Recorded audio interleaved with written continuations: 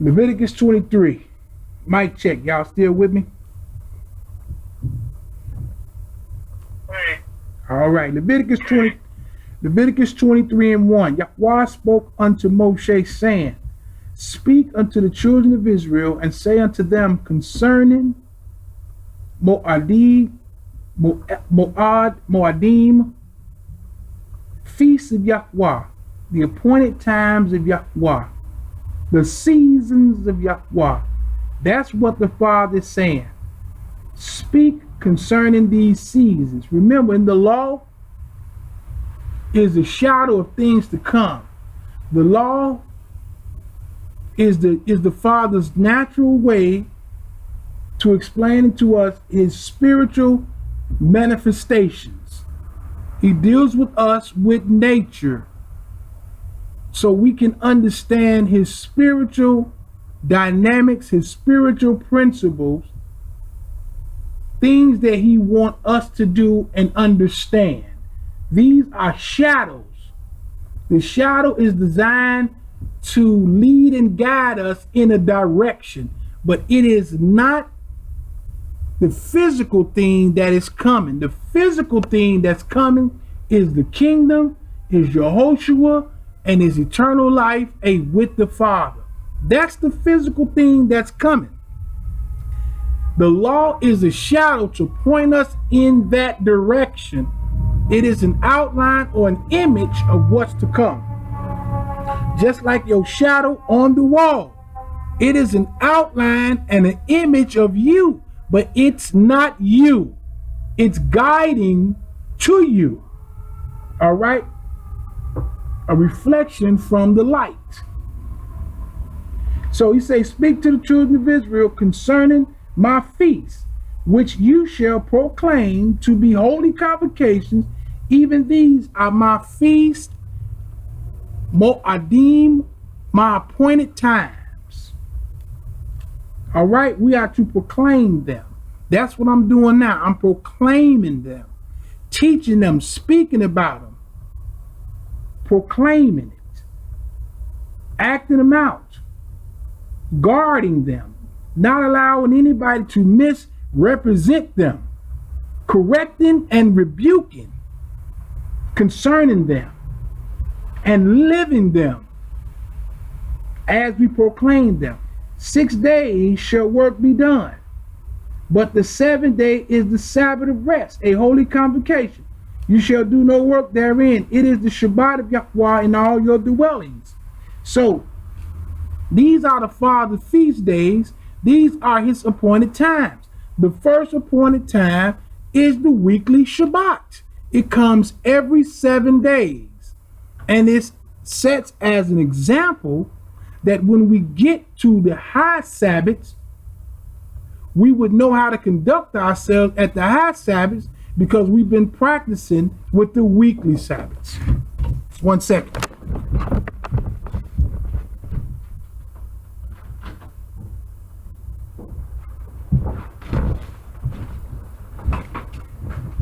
All right, so 6 days work must be done, and the 7th day is a rest, a holy convocation. You shall do no work therein. It is the Sabbath of Yah in all your dwellings. That's the weekly Shabbat. We have Leviticus 23 and verse 3.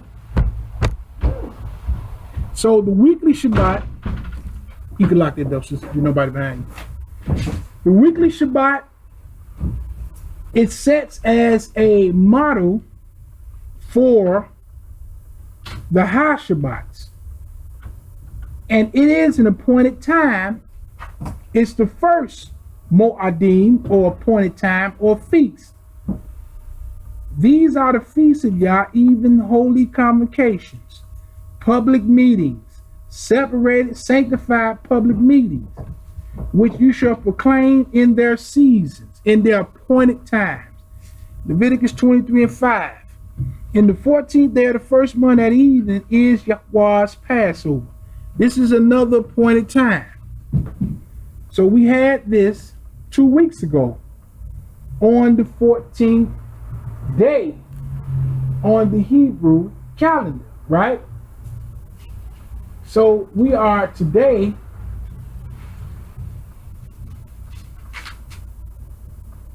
We're in the 27th day of the Hebrew calendar. So on the 14th day in the evening is Yahweh's Passover.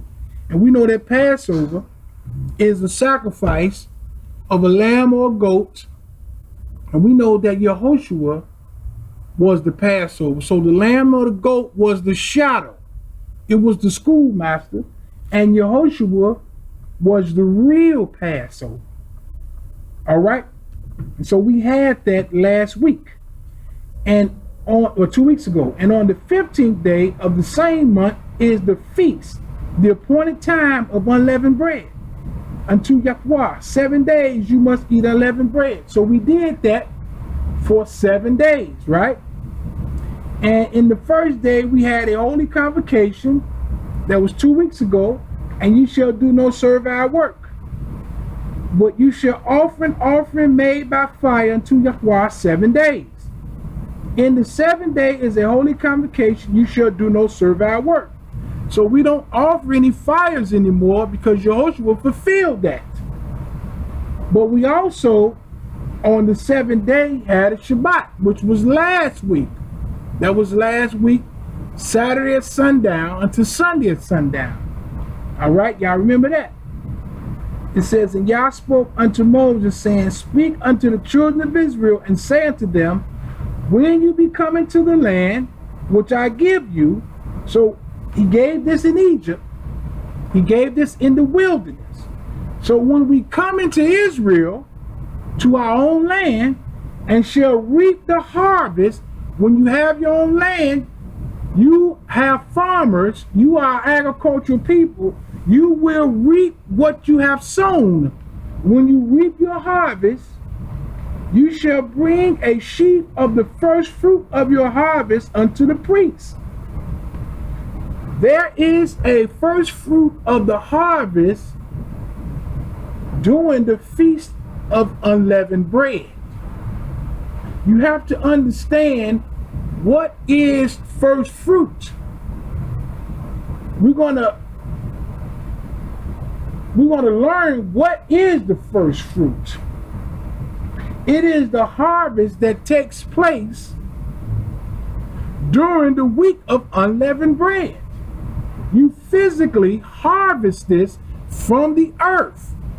But the harvest of the first fruit, it is symbolic of even how we harvest today, even if we are not farmers.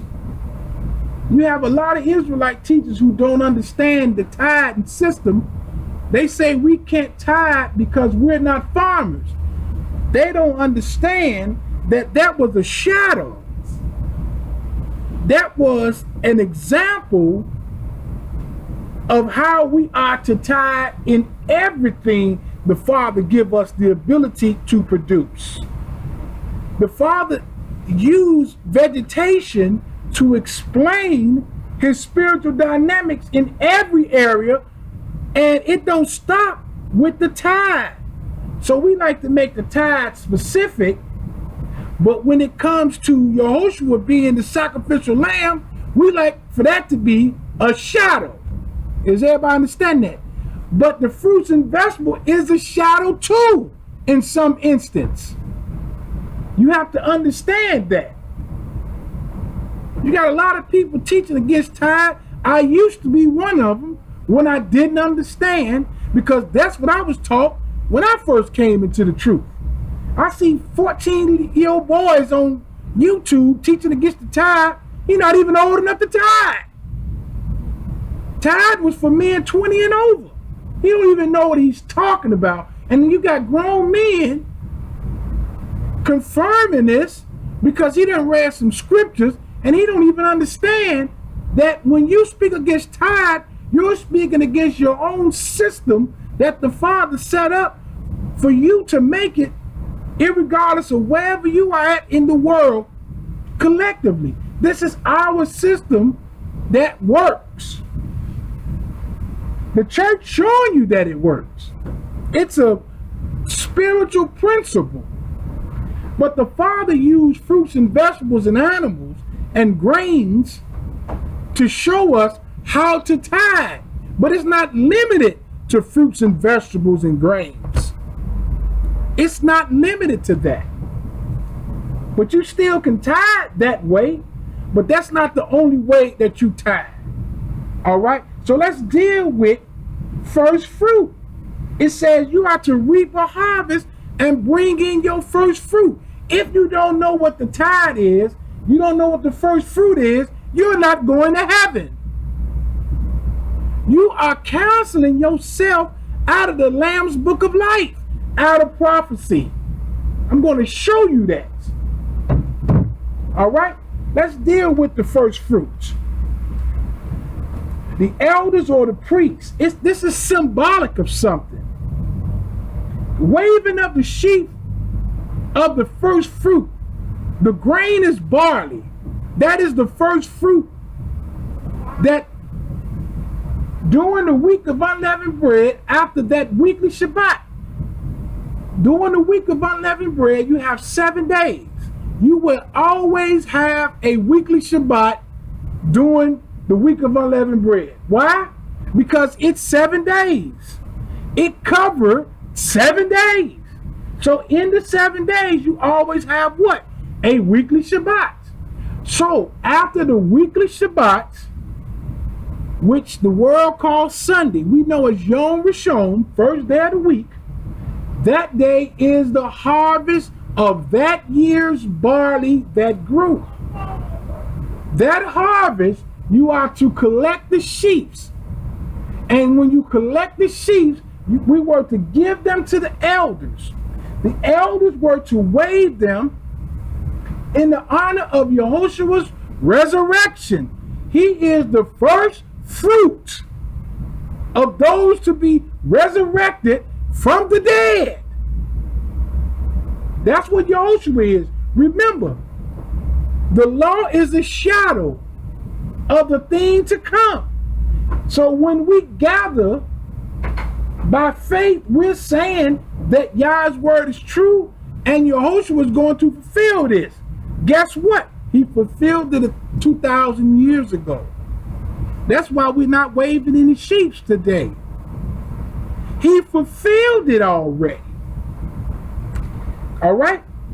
Let's deal with first fruits. First fruits is a term. It's not talking about just physical fruits. It's talking about your first harvest of the new year, spring. Your first harvest that the Father give you the ability to get with your hands. All right? Let's go to Exodus 23. Now keep your bookmarker at Leviticus 23. We're going back. Go to Exodus 23. I'm dealing with the waving of the first fruit sheaf offering. You need to understand, what does the first fruit mean?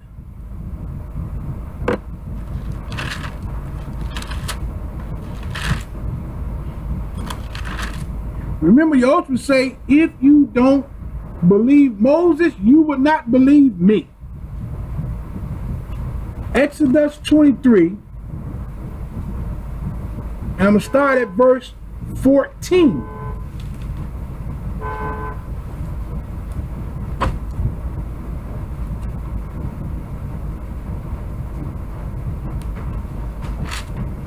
Exodus 23 and 14.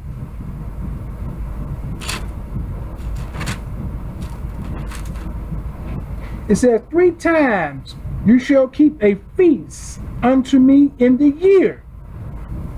These are harvests. There are 3 harvests. These are 3 appointed times. Moedim. You shall keep the feast of unleavened bread. That's the first fruit. All right? You shall eat unleavened bread 7 days, as I commanded you in the time appointed of the month Abib. So the new moon, that's what month means. Abib is spring. In the new moon of spring. It is a season, for in it you came out from Egypt, and none shall appear before me empty. Remember I told you that this is a tithe, a harvest, especially for men? 3 times you are to do this. This first one is in the new moon of Abib. Verse 16.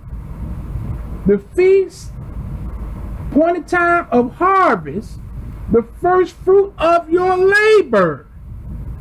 Not just fruits and vegetables, whatever your labor is. Remember, Joshua was a carpenter. Do you think he tied it nails and screws? He tied it because he never broke the law. And when it says to bring money in exchange for fruits and vegetables, that means if you come from too far. Well, you can't bring fruits and vegetables from wherever you're coming from because it would spoil. Everybody wasn't farmers. Some people were smiths, seamstress. They did all kinds of jobs. We were functioning communities. The feast of the harvest, the first fruit of your labors, plural, which has sown in the field, and the feast of ingathering, which is in the end of the year. Ingathering, we know, comes at the end of tabernacles. Tabernacles 7 days, 8th day is ingathering. That is a harvest. We're counting from harvest to harvest. The harvest of unleavened bread started on the Sunday after the weekly Shabbat during the week of unleavened bread. We're counting to the wheat harvest, which will be the day of Pentecost. That is a wheat harvest. The vegetation, the harvest, is symbolic of humans, us, people. It is a shadow of things to come. All right? It says the ingathering, which is in the end of the agriculture year,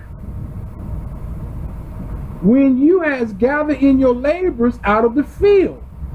3 times in the year all your males shall appear before Yahweh Elohim.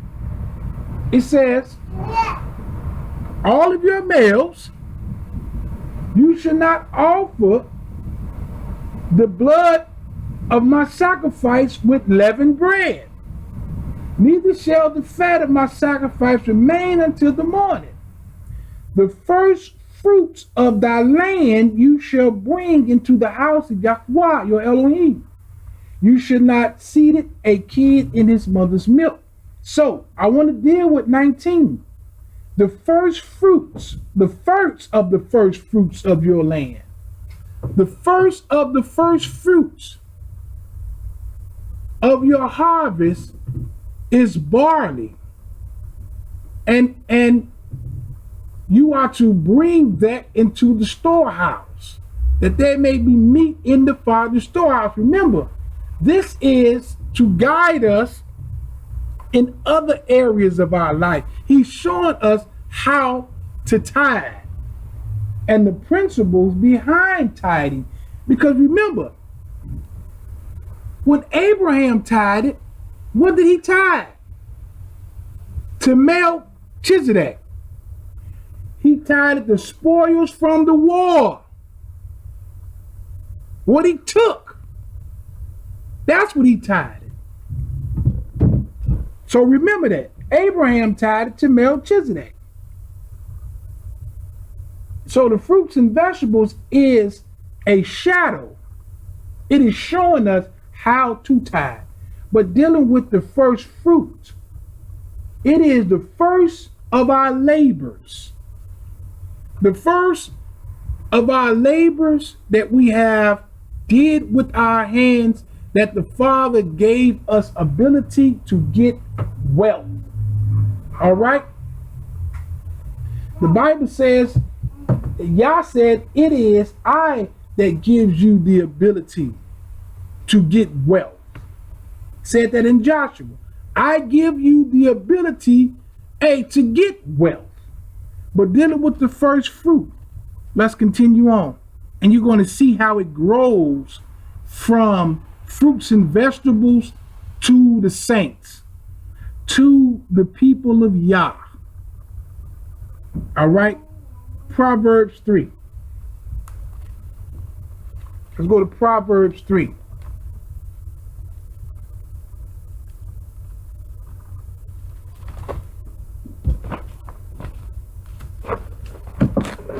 Proverbs, the 3rd chapter.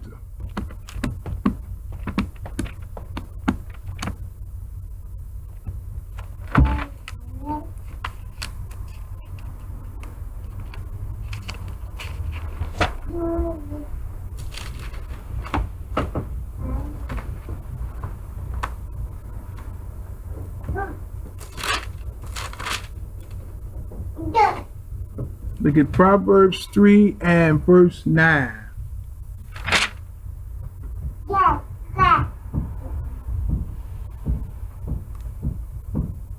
One second.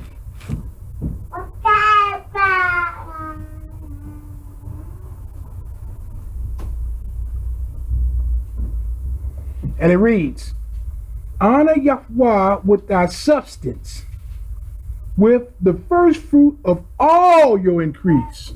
See that? Your substance. That's with everything that he's given you. You honor him with everything that he has given you. It's not limited to fruits and vegetables and sheep and animals. But he said, honor Yahweh with your substance, with the first fruit of all your increase. All right? All your increase, because Yehoshua had to give the father a first fruit of his harvest. And he didn't give the father no fruits and vegetables and no cows and sheep and no oil. All right, watch, we're going to read what did the Messiah give the father of his first fruits. These are shadows of things to come. Turn to 1 Corinthians, the 15th chapter. 1 Corinthians, the 15th chapter.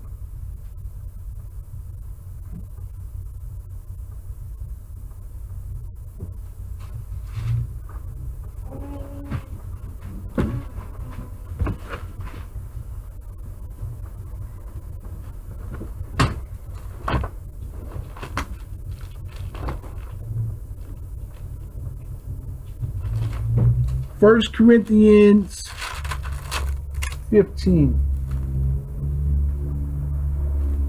I'm going to start at verse 20. Is everybody there? It says, but now is Yehoshua risen from the dead and became the first fruits of them that sleep. See that?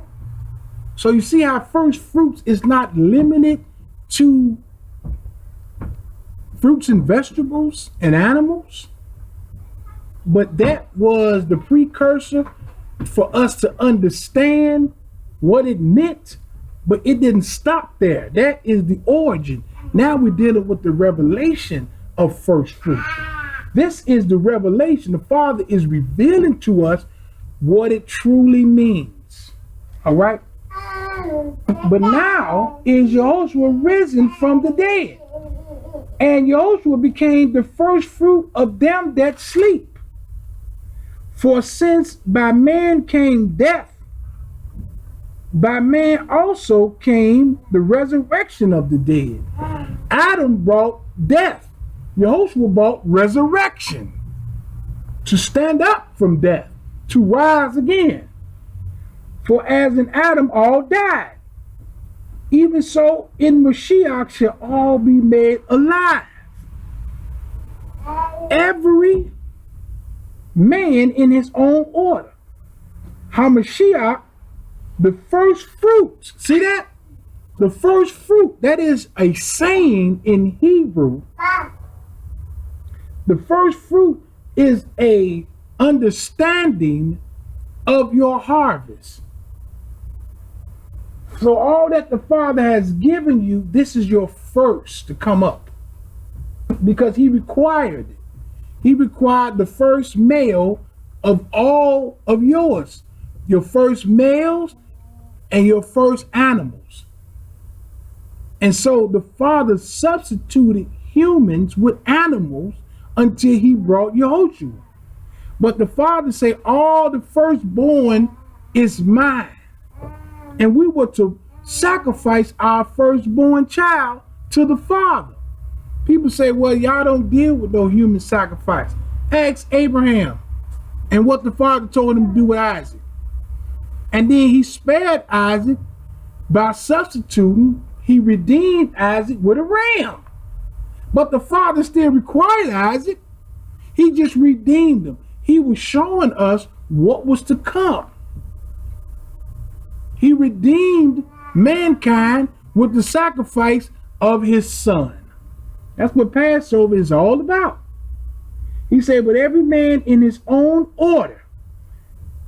Mashiach, the first fruit, afterward, they that are Mashiachs at his coming. See that?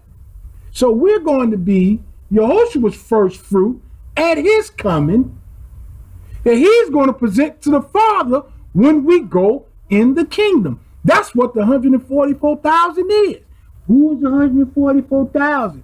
What is the 140? I heard so much over the years about who the 100. It's Yehoshua's first fruits. That's who the 144,000 is. When he go into the kingdom, that's what he gonna present to the Father. Verse 24. Then come the end, when he shall deliver up the kingdom of Elohim, even the Father. He shall have put down all rule and all authority and all power. For he must reign till he have put all his enemies under his feet. The last enemy that shall be destroyed is death. Joshua is going to destroy all his enemies, and his last enemy is death. And death is going to exist in the kingdom, but it won't be operated. It won't reign. He have to conquer it. Adam brought death on the scene. Yah created it when he said, the day you eat of the tree of knowledge of good and evil, that day you will die. Adam activated it when him and Kawah sinned. And Yehoshua is going to destroy it by living with us in the kingdom for 1,000 years, and not one person going to die. He's going to conquer death. And then when the Father comes and all power is given back to him, he's going to cast death in the lake of fire along with sin. All right? 27, for he had put all things under his feet. But when he said all things are put under him, it is manifested that he is expected, which did put all things under him. And when all things shall be subdued unto him, then shall the Son also be subject unto him, the Father that put all things under him, that Elohim may be all in all. See that? So Yehoshua is reigning now until after the 1,000 years when the Father comes on the earth. All right? So Yehoshua is the first fruit of those that's resurrected. He's the first fruit of Yah's harvest. Then we are going to be the first fruit of Yehoshua's harvest. All right? Now let's go to Revelation. No, let's go to James. James 1.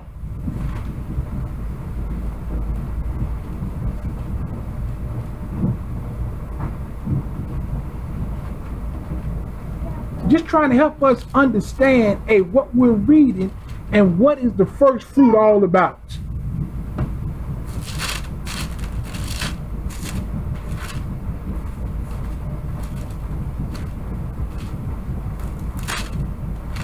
Be very careful, all these tables eating on out here. Be very, very careful. You don't eat off of everybody's table naturally.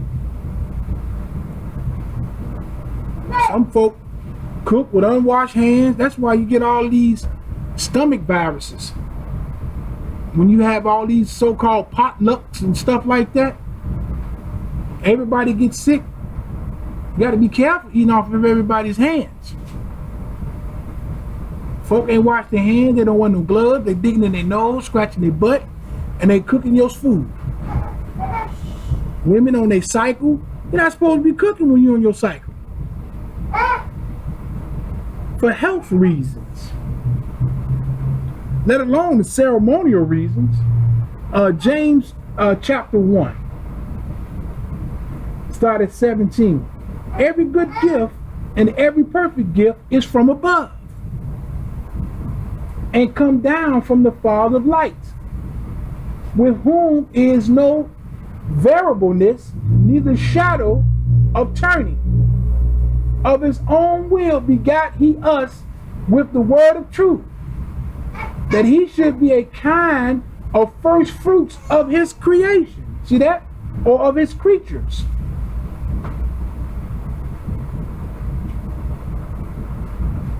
So, his word will begat us with the word of truth, that we should be a kind of first fruit of his creatures.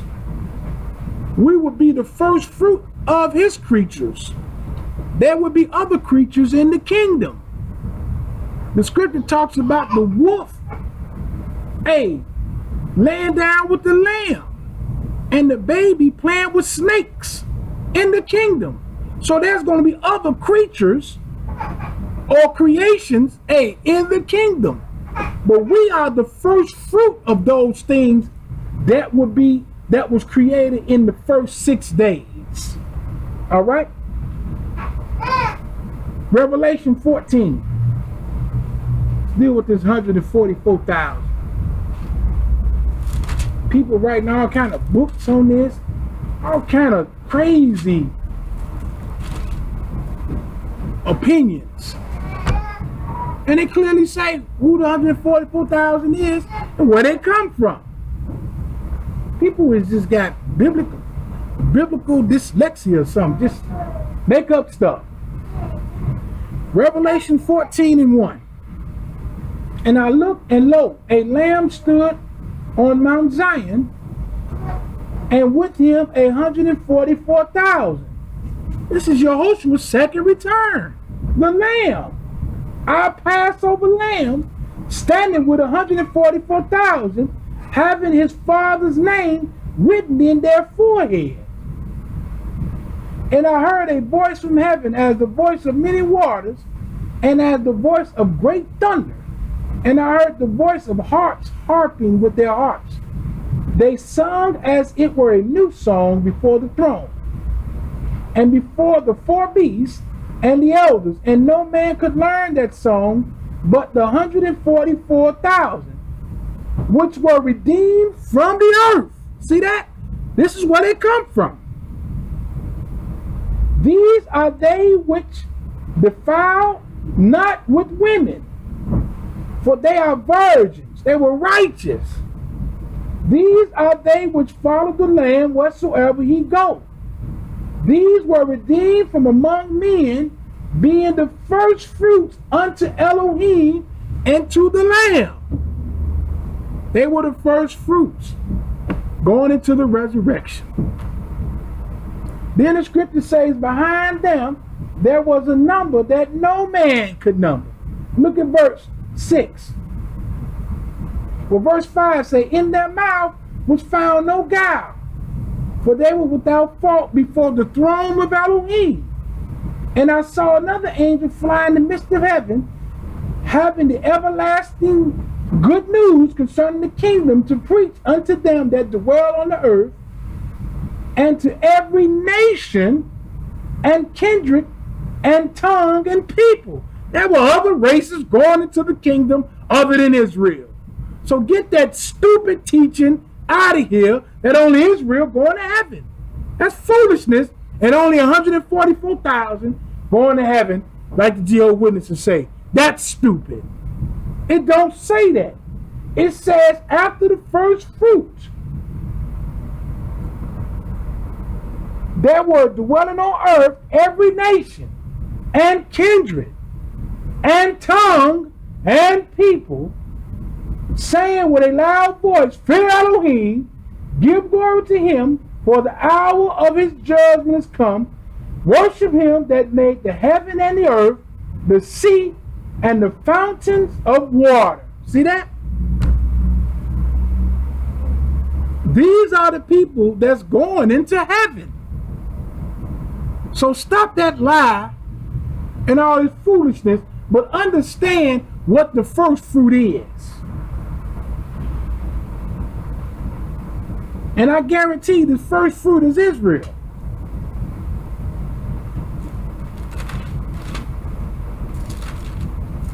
Go back to Revelation, the 7th chapter. Go to Revelation 7.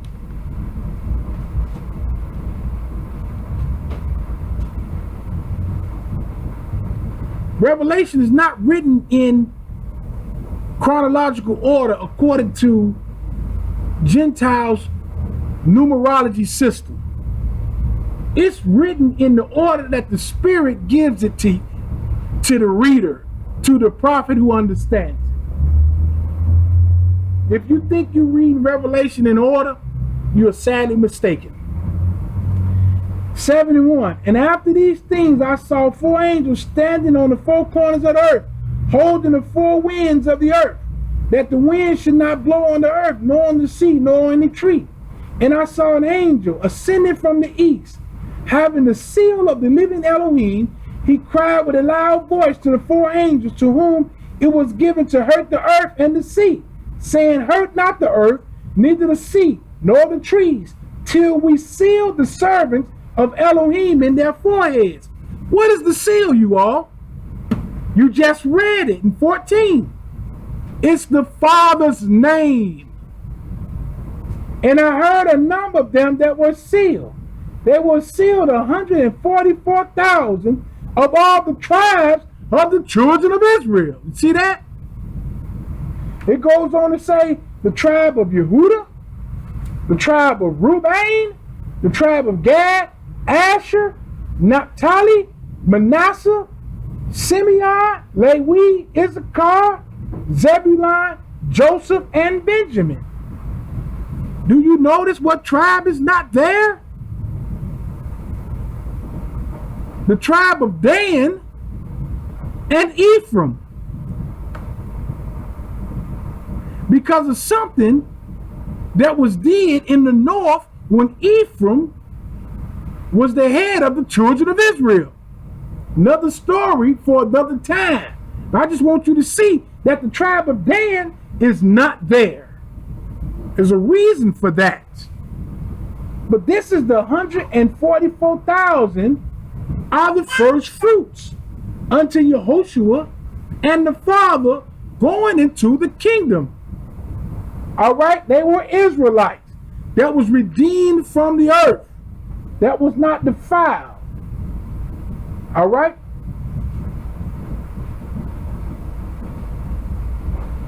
Skip down to verse 9. And after this I beheld, and lo, a great multitude which no man could number.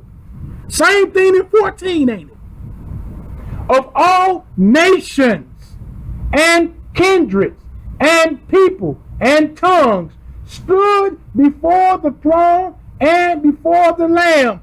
2 thrones in heaven, Yah's and Yehoshua's, clothed with white robes and palms in their hand, and cried with a loud voice, saying, salvation to our Elohim, which sitteth upon the throne, and unto the Lamb.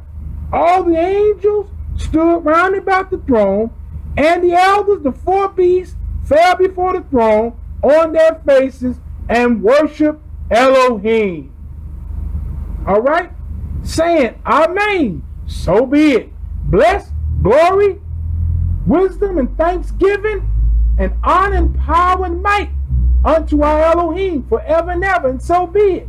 And one of the elders answered, saying unto me, what are these which are arrayed in white robes, and what do they come from?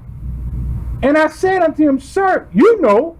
And he said to me, these are they which came out of the great tribulation. Y'all know who the 12 tribes are. And The first fruit is coming out of what y'all know to be the great tribulation. Not what you think it is, but what y'all know off the earth.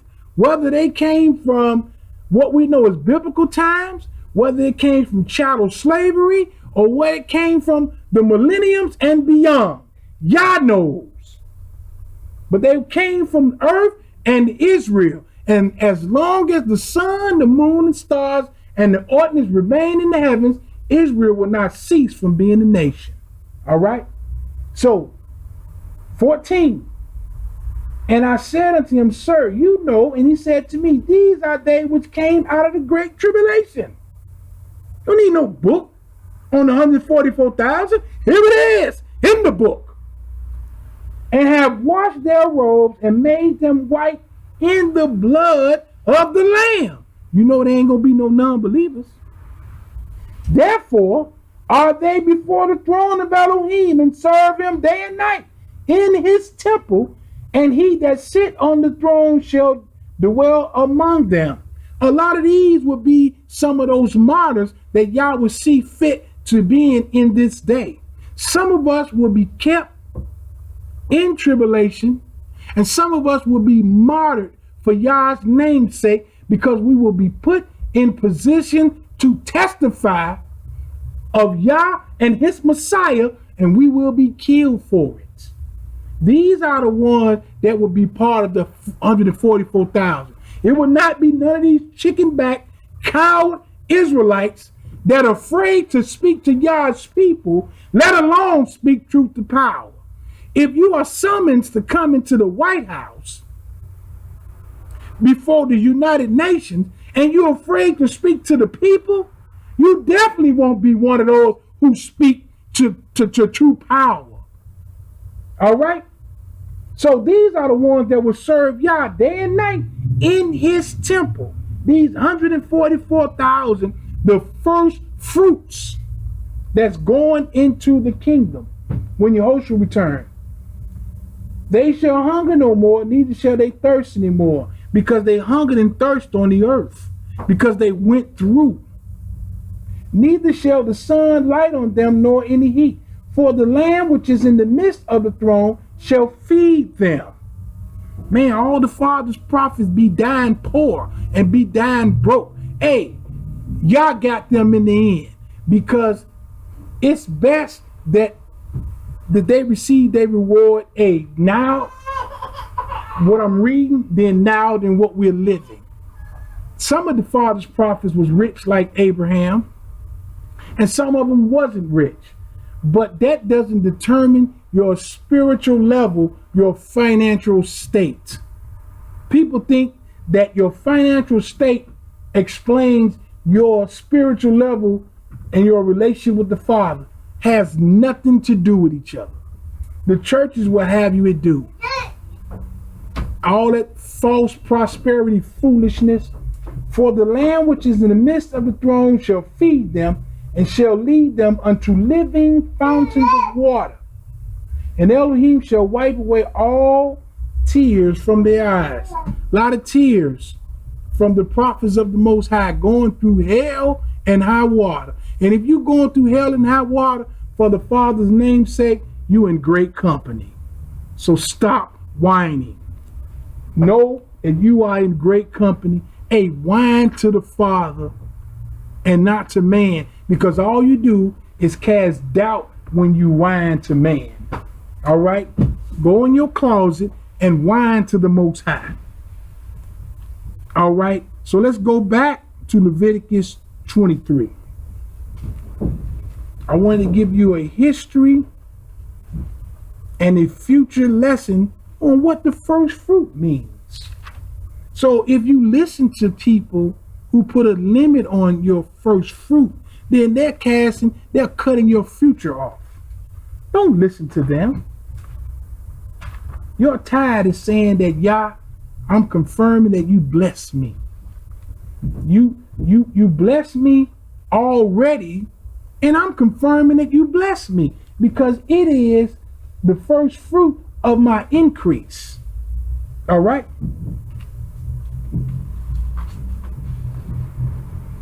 Leviticus 23, And put your bookmarker there.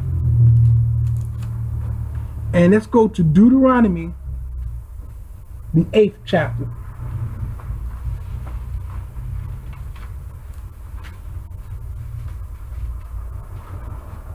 Let's go to Deuteronomy 8. And then we're going back to Leviticus 23.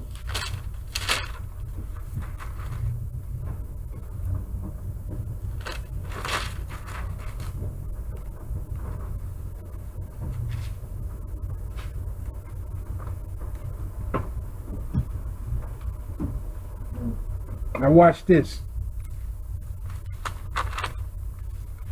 All the commandments which I command you this day shall ye observe to do them. Why? That you may live, you may multiply, and go in and possess the land which I swear unto your fathers. So we want to live eternal life. We want to multiply our families, and we want to exist, and we want to possess the land naturally on earth and in the future. Same land, Israel. And you shall remember all the way which Yah your El led you these 40 years in the wilderness. He led us to humble us, to prove us, to know what was in our heart, whether we would keep his commandments or not. This is why the Father led us in the wilderness and then take us from Egypt to Israel immediately, but he took us through the wilderness to get some of that Egypt out of us. He had to humble us because we was arrogant. He had to see whether we was going to keep his commandments. So he had to test us. That's what prove means. And he wanted to see what's in our heart. The Father don't put no USB on your head and download your mind. He put you through tests to see if you gonna obey him in hard and rough times. The Lord's times of your life, where you feel disrespected, where you feel hated, where you feel misunderstood, or everything you touch seems to fail. These are the times the Father is going to test you to see what you're made of. He's going to also build character in you, that when these times do reappear, that you won't fold up, that you will lead his people to the light, because he's the Father of the lights. Ain't that what James told us? So this is why we go through our wilderness. This is why our forefathers went through a physical wilderness, which was a shadow of things to come in our personal life. We have personal wildernesses. All right. He said, to humble thee, verse 3, to suffer you to hunger, or allow you to hunger. Didn't it say that the 144,000 won't hunger no more? Hey, even those that was behind them from every tongue and nation, that applies to them too. So he allowed us to hunger to test us. He took your McDonald's, your ATM card away, and you got to wait on the food, wait for it to grow. You ain't got all the ingredients to make your food taste good. You go through some things to see if you're going to serve him in lean times as well. He said to humble you, to allow you to hunger, to feed you with manna, that which you don't know what is. That's what manna is. What is this? The Father is feeding me with what is this?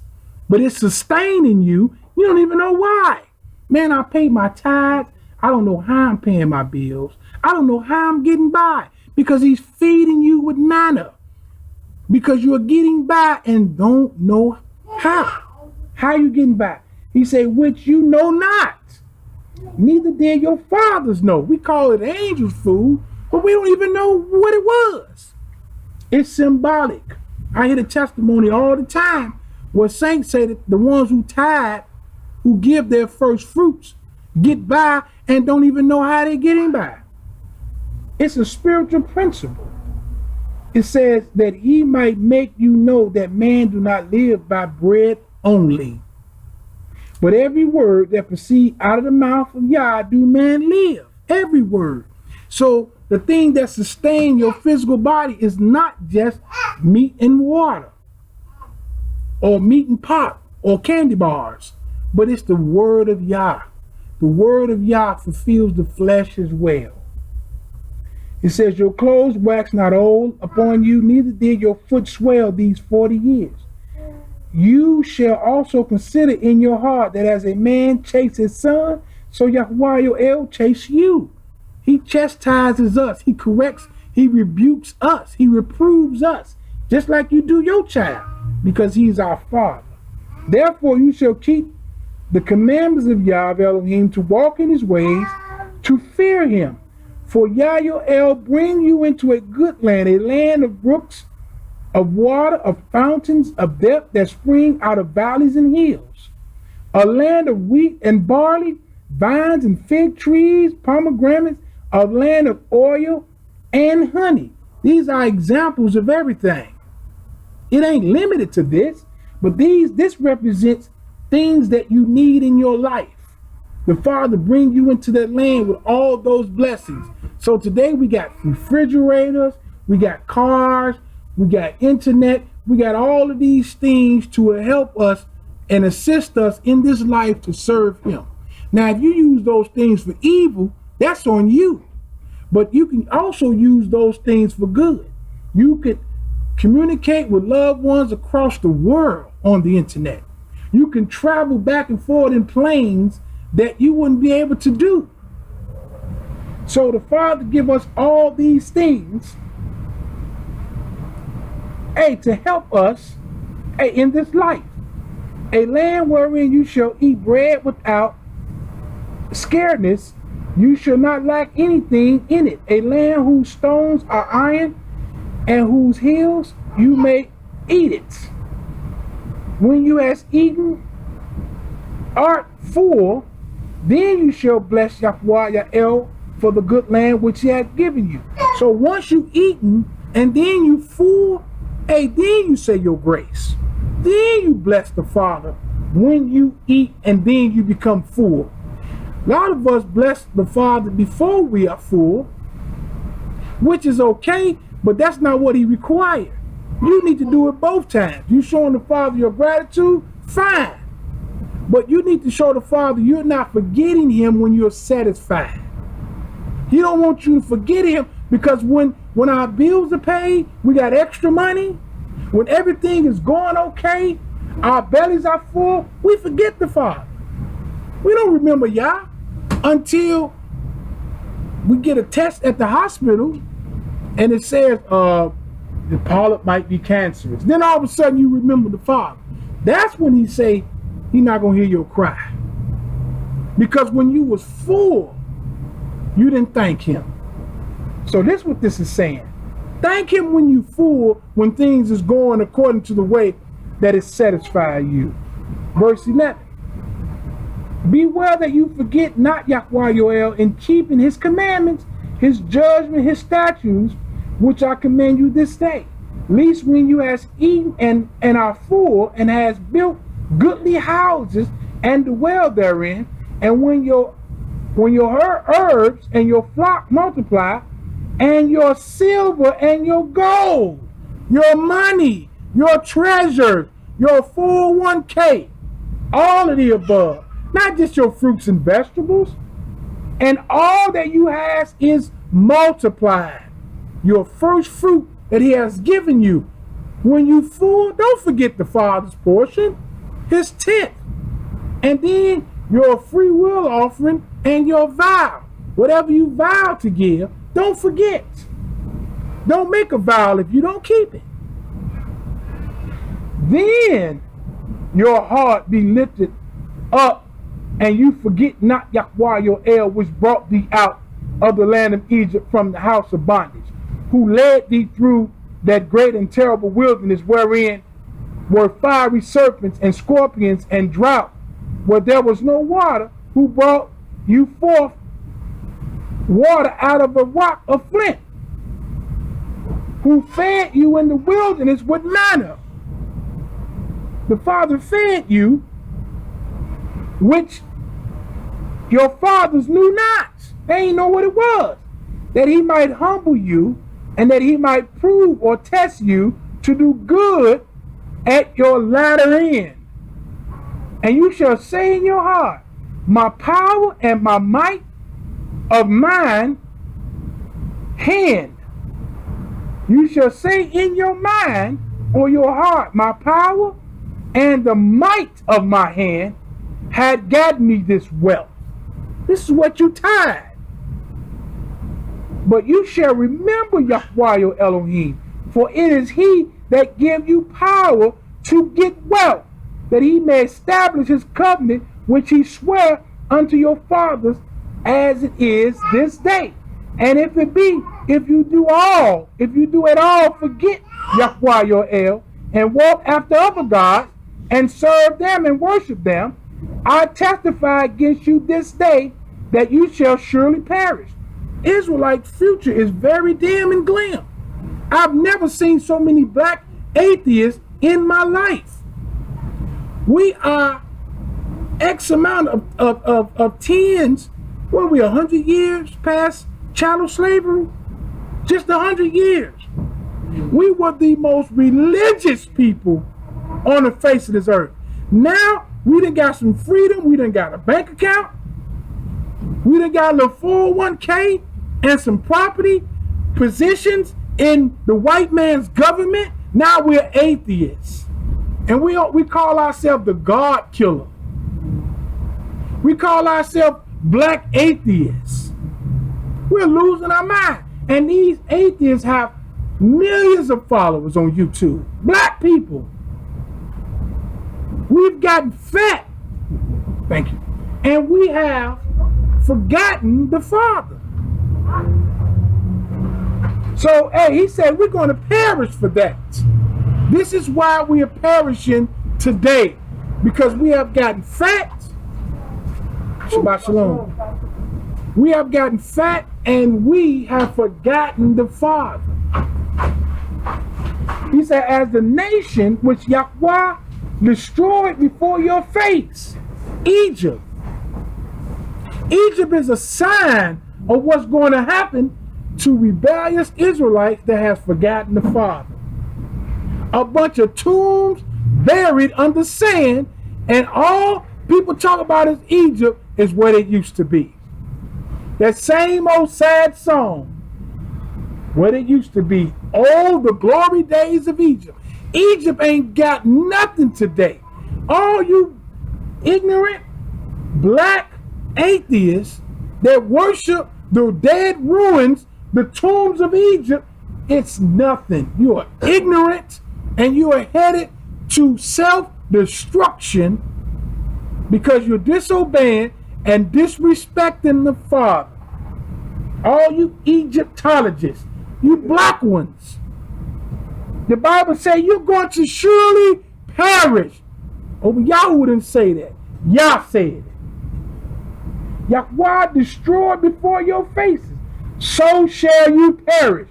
Why? Because you will not be obedient unto the voice of Yahweh, your Elohim. So it is Yah that gives you the ability to get wealth. And you tithe with what he has blessed you with your hands. And it's not limited to fruits, vegetables, animals, and grain. That was a shadow, especially for us, because we are the last ones to be farmers today. We love the grocery store. A lot of us have the ability to be farmers. We too lazy. So we want to limit the tithe to fruits and vegetables, but we want to be part of Yah and Yahushua's first fruits. When the principle come from fruits and vegetables, you're cutting yourself off. Who was the first fruit? The 144,000. Who was the first fruit to rise from the earth? Yahushua. Who is the first fruit of the week of Pentecost? The saints, the children of Israel. And we read in Revelation all the 12 tribes that are listed. And all the people of all nations, tongues, and kindred behind the 144,000 that's going into the kingdom of heaven, who hateful Israelites say they're not going. You don't control the Father's will. You can't impose your will on Yah. Yah said, I will show mercy to who I want. And his mercy is not limited to black Hebrew Israelites. That's foolishness. That's out of your anger and your rebellion because of slavery and the way you were treated. Take some responsibility, Israelites, based on what happened to you because of what you did. Remember, you killed the prophets. And the white man washed his hands of the Messiah. Your ancestors killed the lamb. So the blood be on you and your children. Take some responsibility and say, you know what? I deserve what I'm getting. Let me take this on the chin. Stop complaining, whining, and making excuses for what the Father put you through because you're calling him a liar. And your anger is with the Father. The more freedom he gives you, the more we show why he put us in captivity. Because I've never seen so many rebellious and immoral Israelites in all my days, the half century that I've been on this earth. I ain't never seen as many filthy Israelites. I'm hearing a lot of stuff that Israel didn't used to do. I'm seeing a lot of stuff. Go back to Leviticus, the 23rd chapter. We left off at verse 10 so we can get a better understanding of first fruit. What is the first fruit? We read in Exodus 23, 14 through 19, that all males is not supposed to come to the feast without their first fruit, that the Father blessed them with their hands. That is your confirmation that Yah blessed you. Your first fruit is. It's your confirmation. You want to show everybody that you got the Father's Spirit? Where's your tithe? That's your confirmation. Not speaking in some crazy unknown tongue and prophesying about the future. The Bible tells us what to do. It already done prophesied unto John. So shut up and follow the instructions. That's all you got to do. It's not hard. We make it hard because we're trying to dig a new tunnel and a new way. The path is already set. Just go. Leviticus 23 and 10. It says, speak unto the children of Israel and say unto them, when you be coming to the land which I give to you, you shall reap the harvest thereof. The harvest that we reaped last Yom Rishon was the barley of 2018. If Yehoshua had not came yet, then that would have been the harvest. So since Yehoshua came, the harvest that we reaped is what the Father blessed us with our hands. And didn't it tell us in Deuteronomy 8 that it says your gold and your silver? It didn't stop with fruits and vegetables. It says your gold and your silver. That's money. That's money. So it says, you shall reap the harvest. You shall bring a sheaf of the first fruit. So the sheaf is the stems of the barley that you harvest. Once you've taken the grain off the stems, then if you put the sickle to the grain, and let's just say you got 1,000 pieces of grain, you take the grain off the stem, and the only thing you have left is the bundle. You bundle it up, you give it to the priest, and they wave it. And you know what that waving is symbolic of? Yehoshua's resurrection. He's the first fruit to rise from the grave. When did he rise? On the third day. Saturday afternoon, approximately 3 p.m. He died Wednesday night, approximately 3 p.m. All right? From Wednesday night to Saturday evening, or Wednesday evening in between the evenings to Saturday in between the evenings. It's Wednesday 3 p.m., Saturday 3 p.m. So when the elders waved the sheaf offering the next day, which was Yom Rishon, which was a harvest day, they were confirming that Yehoshua is gone. The angels asked the sisters, Mary, what do you come to see? Why are you looking for the living among the dead? They didn't believe. They forgot that Yehoshua said on the third day, I'll be gone. I will rebuild this temple. The Romans didn't forget.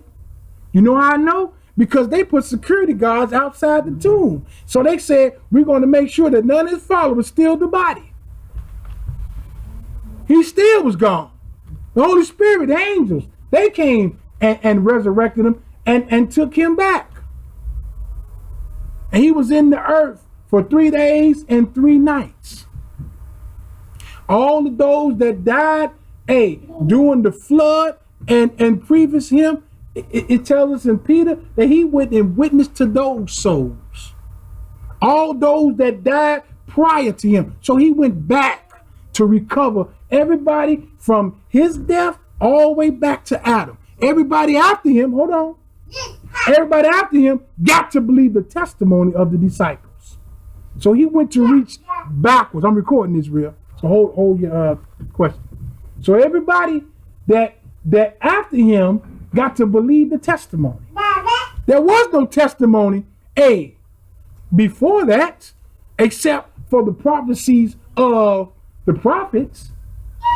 But the living testimonies, the disciples, was with him. So he was in the earth.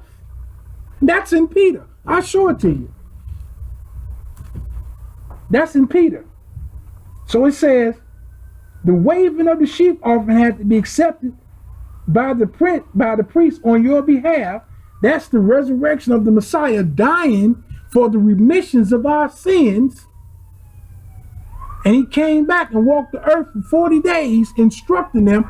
Then he finally went home to the Father just prior 10 days before Pentecost.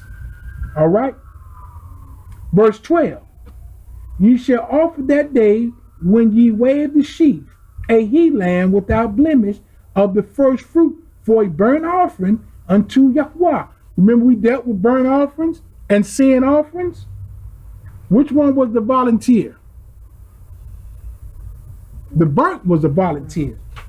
And the meat offering thereof shall be 2/10 deals of fine flour mingled with oil, offering made by fire unto Yahweh for a sweet savor, and a drink offering thereof shall be of wine, the forepart of a hin.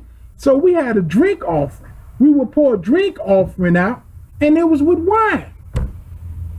And we did these things prior to the death, burial, and resurrection of the Messiah. So what do we do with the wine now? We drink it.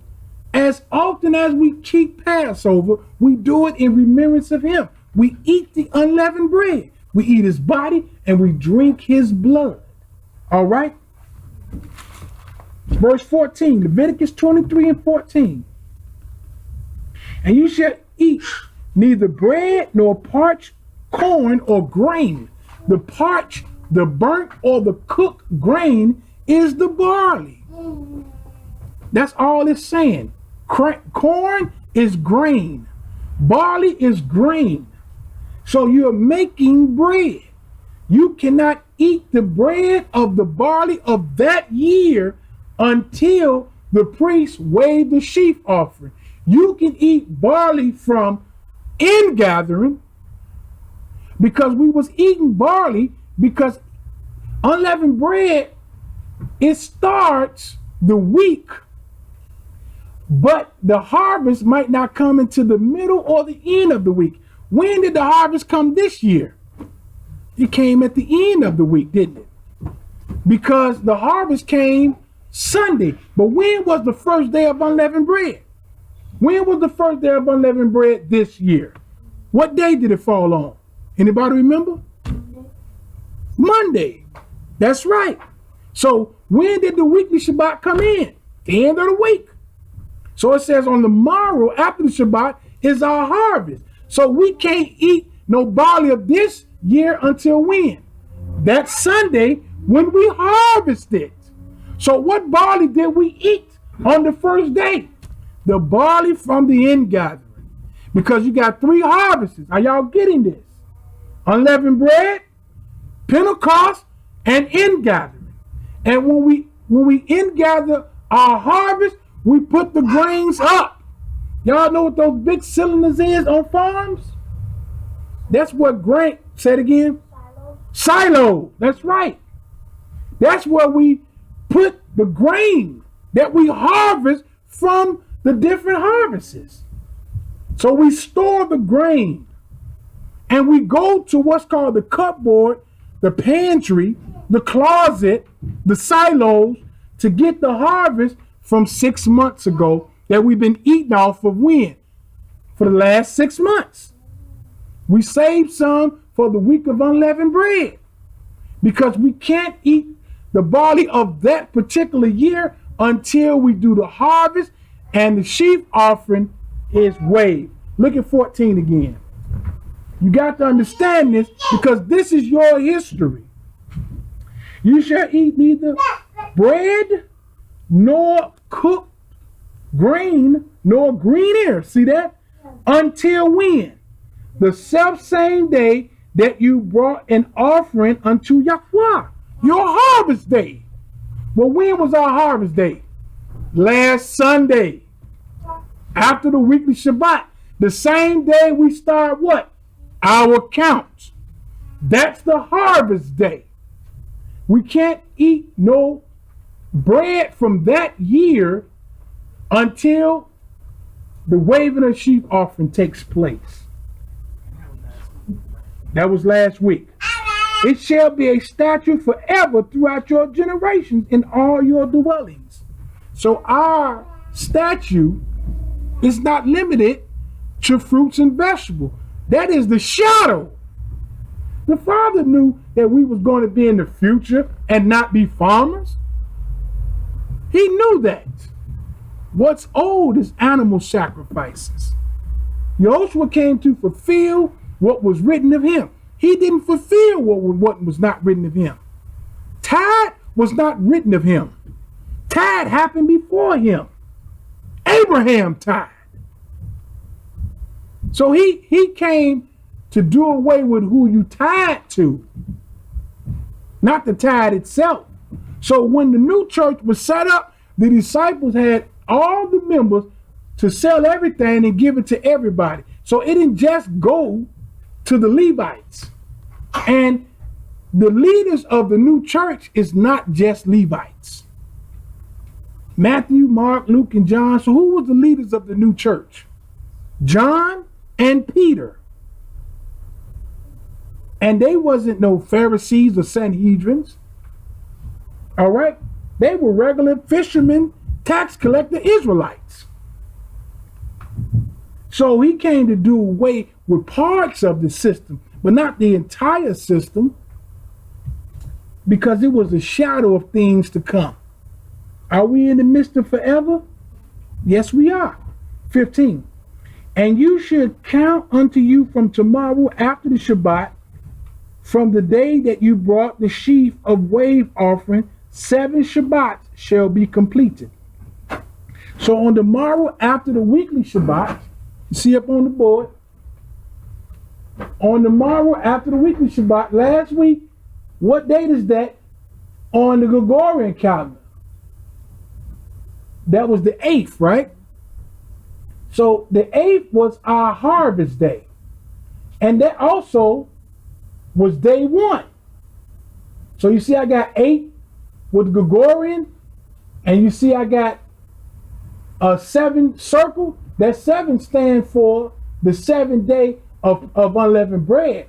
But that 1 stands for the first day of our count. Y'all see that? So today would be day 14. What today's date is? 14. So today, the 14th day on the Gregorian calendar, will be day 7. All right? It's day 7. So what number of week is that? Week what? Week 1. Out of how many we supposed to count? 7. So we count 7 weeks, 7 times 7, 49 days, plus 1 day. That's what the scripture tells us to do. Look at 15 again. And you shall count unto you from the morrow after the weekly Shabbat. From the day that you brought the sheaf of wave offering, 7 Shabbats shall be completed. We know it's the weekly Shabbat because it says 7 of them. Because when we go back to the beginning of this, what is the first appointed time? The Shabbat is. It's not talking about the high Shabbat. It's talking about the weekly Shabbat, because the weekly Shabbat is 7 weeks.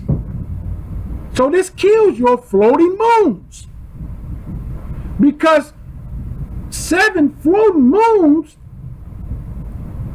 that's a long time. 7, you know how many weeks is 7 floating moons? So the first 7-day moon, and then you got to count the next week 7 days, then the next week 7 days. Okay, that's 21 days. Then next week 7 days, that's 28 days. Here's the trick. From the 28th day, you got 29, 30, and then you got 1, 2, 3, 4, 5, 6, 7. How many days is that? That's 9 days. So you ain't got a week. You got a week and 2 days.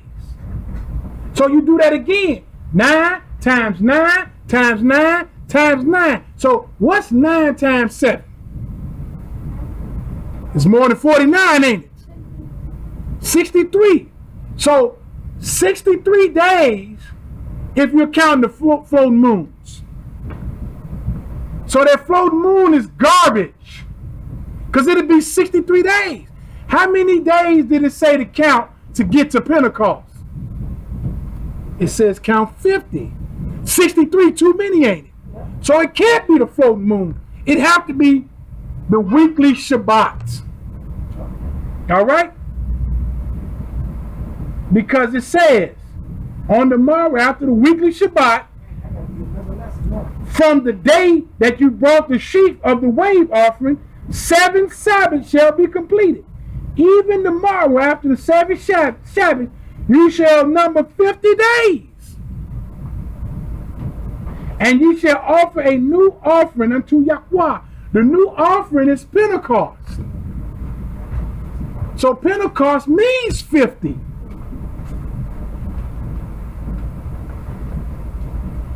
You shall bring out of your habitation 2 wave loaves of 2 tenth deals, that shall be of fine flour, they shall be baked with leaven. These are the first fruit unto Yahweh. See that? The first fruit of wheat. The first fruit of barley is without leaven. The first fruit of wheat is with what? With leaven. It's like those 2 loaves that Shimon and Joanna just brought in the Knesset.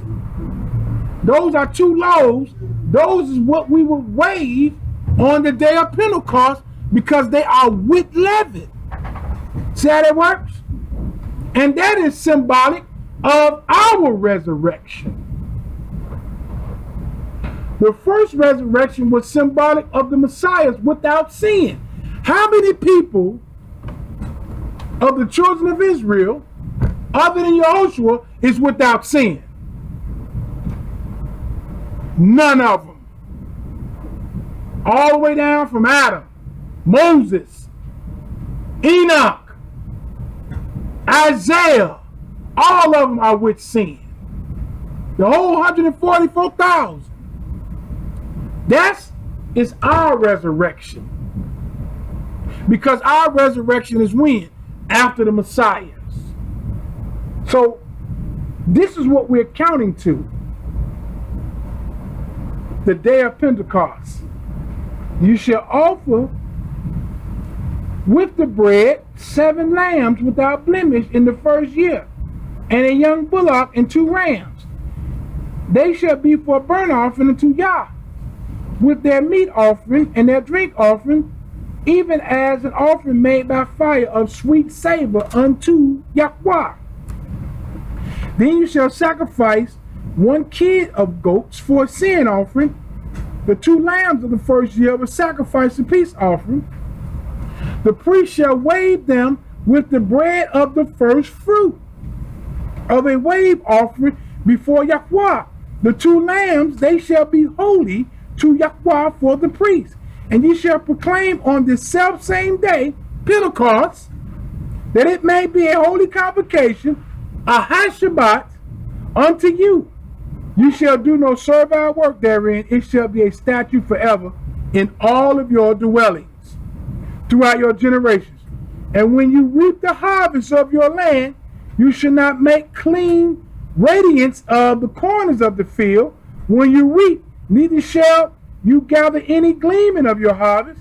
You shall leave them unto the poor, to the stranger. I am Yahweh your Elohim. And Yah shall speak unto Moses. All right?